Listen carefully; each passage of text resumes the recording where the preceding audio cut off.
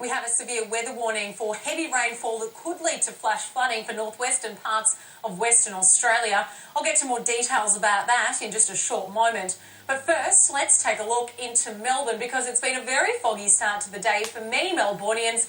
Avalon Airport had visibility down to 50 metres this morning. With more details on this, Sky News Melbourne reporter Patrick Murrell. Victorians woke up this morning to a thick layer of fog blanketing Melbourne. Now, this has been localised to the areas surrounding the city, mainly in the east and southeastern suburbs, rather than in the CBD itself.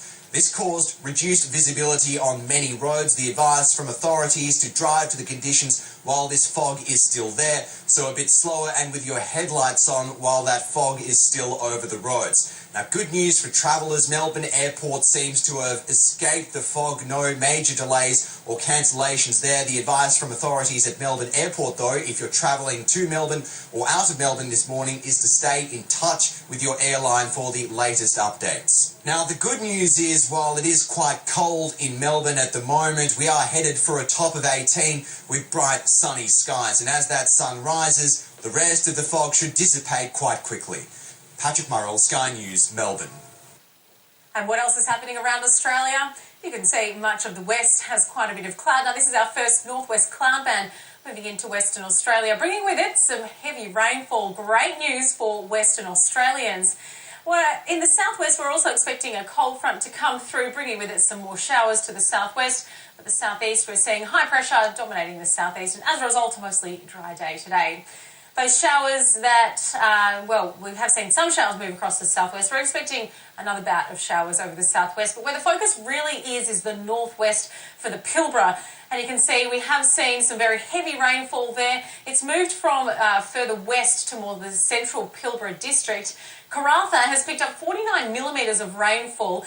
Now, that's in a 24-hour period, but most of that has fallen in an hour. They have had more than a month's worth of rain in just an hour. Nearby Onslow has seen 87 millimetres of rainfall since 9 a.m. yesterday. Bunbury, 27, and Busselton Airport have seen 25 millimetres. Perth, though, just 7.4 millimetres of rainfall since 9 a.m. yesterday. We do expect the heaviest of the falls to be around the central Pilbara district today. We could see in excess of 100 millimetres falling in some of those areas. We do have a severe weather warning out, heavy rainfall that could lead to flash flooding with flood watches in place.